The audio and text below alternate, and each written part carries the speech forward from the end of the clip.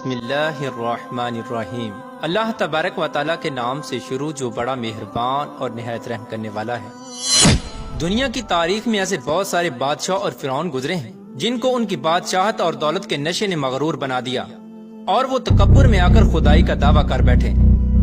یہ بدبخت لوگ اپنی بے شمار مال و دولت اور بادشاہت کے نشے میں بدمست ہو کر اللہ تبارک و تعالیٰ کی وحدانیت کو للکارنے لگے اور معاذ اللہ خدائی کا دعویٰ کر بیٹھے۔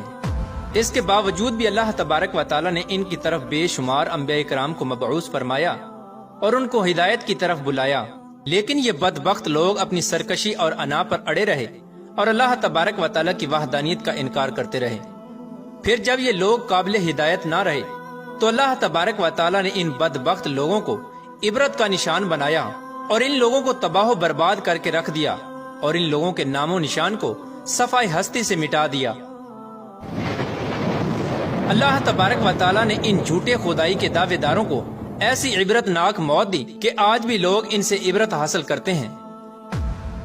پیارا دوستو، خدائی کا دعویٰ کرنے والے بدبختوں میں سے ایک بدبخت شداد بھی تھا جس نے اللہ تبارک و تعالیٰ کی وحدانیت کو للکارا اور سرکش اور نافرمان ہو گیا۔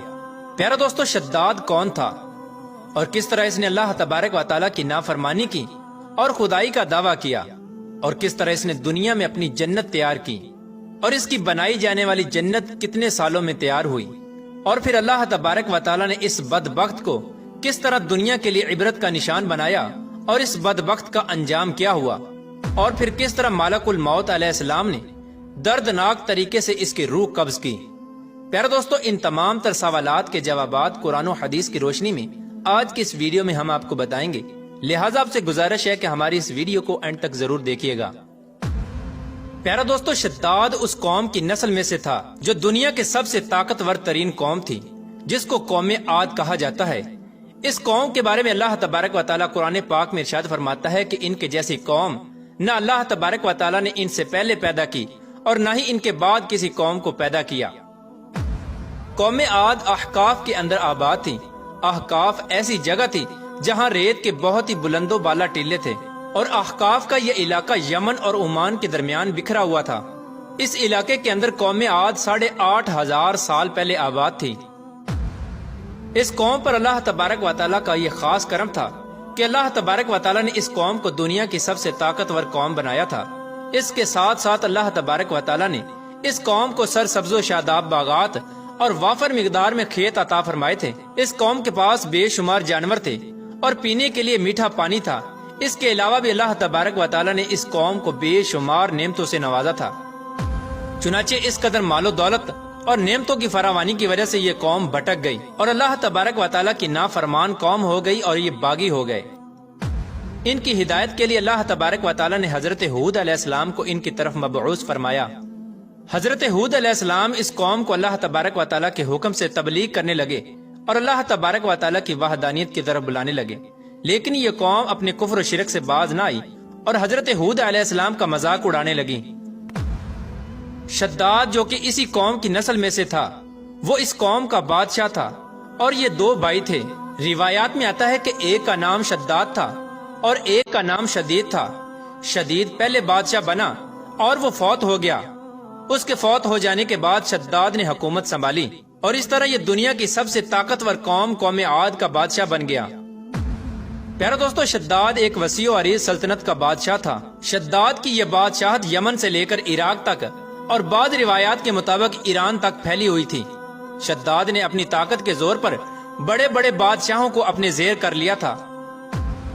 چنانچہ اس بدبخت کو حضرت ہود علیہ السلام نے سمجھانے کی بہت کوشش کی، لیکن اس کا دل بھی بند تھا۔ چنانچہ جب حضرت ہود علیہ السلام نے شداد کو اللہ تبارک و تعالیٰ کی وحدانیت کی طرف بلایا اور ایک خدا کی عبادت کرنے کا حکم دیا، تو اس وقت شداد اور حضرت ہود علیہ السلام کے درمیان ایک زبردست مکالمہ ہوا، جس کے نتیجے میں شداد نے حضرت ہود علیہ السلام سے پوچھا کہ اگر میں اللہ تبارک و تعالیٰ پر ایمان لے آؤں تو مجھے کیا حاصل ہوگا؟ تو اس وقت حضرت ہود علیہ السلام نے شداد سے فرمایا کہ تم پر جنت حلال ہو جائے گی۔ جنت کا نام سنتے ہی شداد حضرت ہود علیہ السلام سے پوچھنے لگا کہ یہ جنت کیا ہے؟ تو حضرت ہود علیہ السلام نے شداد کو جنت کا نقشہ بتایا اور جنت کی نعمتوں کے بارے میں شداد کو بتایا۔ حضرت ہود علیہ السلام کی یہ بات سن کر شداد مسکرانے لگا اور حضرت ہود علیہ السلام کو دیکھ کر کہنے لگا کہ یہ کون سی بڑی بات ہے، ایسی جنت تو میں بھی تیار کر سکتا ہوں۔ حضرت ہود علیہ السلام نے شداد کو اس کے اس کفر و شرک سے روکنے کی بہت کوشش کی، لیکن یہ بدبخت باز نہ آیا۔ چنانچہ اس وقت شداد نے اپنی سلطنت کے بہت بڑے بڑے کاریگروں کو اکٹھا کیا اور احقاف میں ارم کے مقام پر 20 کوس لمبی اور چوڑی جنت بنانے کا کام شروع کروا دیا۔ چنانچہ شداد کی تیار ہونے والی اس جنت میں سونے اور چاندی کی اینٹیں لگائی گئیں اور جواہرات بھی لٹکائے گئے۔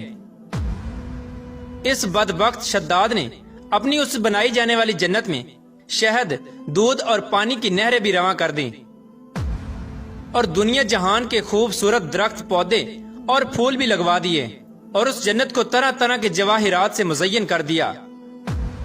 قوم عاد چونکہ پہلے ہی بلند و بالا پہاڑوں کو تراش کر محلات بنانے کے اندر ماہر تھی اور شداد کی سلطنت میں تو یہ فن عروج پر تھا، چنانچہ ریت کے ان بلند و بالا ٹیلوں پر بہت بڑے بڑے ستون کھڑے کر دیے گئے اور ان بلند ستونوں پر بڑی بڑی سونے اور چاندی کی عمارتیں بنا دی گئیں۔ شداد نے یہ فیصلہ کیا تھا کہ جب تک اس کی بنائی جانے والی جنت تیار نہ ہوگی اس وقت تک وہ اپنی جنت کے اندر قدم نہیں رکھے گا۔ چنانچہ شداد کے حکم کے مطابق جنت تیار ہونے لگی اور شداد اپنے محل کے اندر بے صبری کے ساتھ جنت کا کام مکمل ہونے کا انتظار کرنے لگا۔ شداد کی اس جنت کو تیار ہونے میں 12 سال لگے۔ 12 سال کے اندر جب یہ جنت مکمل تیار ہو گئی اور اس کو طرح طرح کے ہیرے جواہرات سے مزین کر دیا گیا اور طرح طرح کی خوبصورتی سے مزین کر دیا گیا، تو اس وقت شداد کو اس کی جنت کے تیار ہونے کا پیغام پہنچا دیا گیا۔ چنانچہ شداد جنت کے تیار ہونے کا پیغام سنتے ہی بہت خوش ہوا اور شداد اپنی جنت کو دیکھنے کے لیے اپنی فوج کو ساتھ لے کر جنت کی طرف نکل پڑا۔ چنانچہ شداد ابھی جنت کے دروازے پر پہنچا ہی تھا کہ اس نے اپنے سامنے ایک شخص کو کھڑا دیکھا۔ شداد اس شخص کو دیکھتے ہی پہچان گیا اور اپنے حواریوں سے کہنے لگا کہ یہ شخص مجھے جنت میں داخل نہیں ہونے دے گا۔ تو اس وقت شداد کے حواریوں نے شداد سے پوچھا کہ یہ شخص کون ہے اور یہ جنت میں کیوں نہیں داخل ہونے دے گا؟ تو اس وقت شداد نے اپنے حواریوں سے کہا کہ یہ ملک الموت علیہ السلام ہیں جو کہ میری روح قبض کرنے کے لیے آئے ہیں اور یہ مجھے جنت میں داخل نہیں ہونے دیں گے۔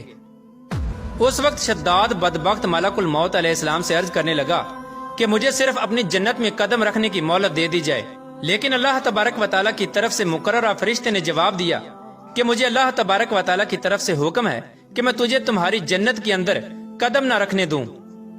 شداد ملک الموت علیہ السلام کے سامنے بہت رویا اور گر گڑایا، لیکن ملک الموت علیہ السلام نے اللہ تبارک و تعالیٰ کے حکم کی تکمیل کرتے ہوئے شداد کی روح قبض کر لی۔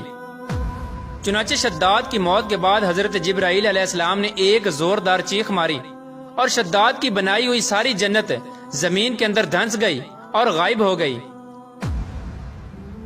شداد کی اس عبرتناک موت کے بعد حضرت ہود علیہ السلام نے قوم عاد کو 12 مرتبہ سمجھایا، لیکن قوم عاد باز نہ آئی۔ حالانکہ شداد کا یہ انجام قوم عاد کے لیے کافی تھا، لیکن جب انسان کی عقل پر غرور کا پردہ ہوتا ہے تو چاہے شداد ہو یا شدید، اس کو کسی کام کا انجام دکھائی نہیں دیتا۔ حضرت ہود علیہ السلام نے قوم عاد کو شداد کا انجام بتا بتا کر ڈرانے کی کوشش کی، لیکن قوم عاد باز نہ آئی اور اسی طرح اللہ تبارک و تعالیٰ کی نافرمانیاں کرتی رہی، یہاں تک کہ حضرت ہود علیہ السلام مایوس ہو گئے۔ اس وقت جب قوم عاد قابل ہدایت نہ رہی تو اللہ تبارک و تعالیٰ نے حضرت ہود علیہ السلام کو حکم دیا کہ وہ اپنے ساتھیوں کو لے کر اس علاقے سے چلے جائیں۔ اللہ تبارک و تعالیٰ کے یہ حکم پاتے ہی حضرت ہود علیہ السلام نے اس وقت آخری مرتبہ اپنی قوم کو سمجھانے کی کوشش کی، لیکن وہ لوگ پھر بھی باز نہ آئے، تو حضرت ہود علیہ السلام اپنے ساتھیوں کو لے کر اس علاقے سے روانہ ہو گئے۔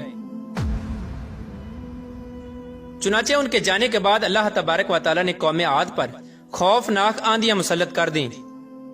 اللہ تبارک و تعالیٰ کی طرف سے آنے والی وہ خوفناک آندیاں اور طوفان 7 راتیں اور 8 دن تک چلتی رہیں، یہاں تک کہ وہ پوری قوم اپنے بلند ستونوں اور سونے اور چاندی کی عمارتوں سمیت زمین کے اندر دنسا دیے گئے اور غرق کر دیے گئے۔ اور اللہ تبارک و تعالیٰ نے اس قوم پر اس قدر دردناک عذاب نازل فرمایا کہ اس قوم کا نام و نشان تک نہ رہا۔ جس وادی کے اندر بڑے بڑے بلند و بالا محلات تھے، وہ تمام کی تمام وادی ایک ریت کے صحرا کے اندر تبدیل ہو گئی۔ قوم عاد کے اس علاقے کو اللہ تبارک و تعالیٰ نے اس طرح زمین کے اندر غرق کر دیا کہ وہاں پر صرف اور صرف ریت کے ٹیلے باقی بچے اور کسی بھی چیز کا نام و نشان نہ بچا۔ پیارے دوستو، اس طرح اللہ تبارک و تعالیٰ نے شداد اور اس کی قوم کا عبرت ناک انجام کیا اور ان لوگوں کو صفحہ ہستی سے مٹا دیا۔ اللہ تبارک و تعالیٰ سے دعا ہے کہ اللہ تبارک و تعالیٰ ہمیشہ اپنے حضور عاجزی اور انکساری کے ساتھ زندگی گزارنے کی توفیق عطا فرمائے اور حضور صلی اللہ تعالی علیہ وآلہ وسلم کے بتائے ہوئے راستے پر چلنے کی توفیق عطا فرمائے۔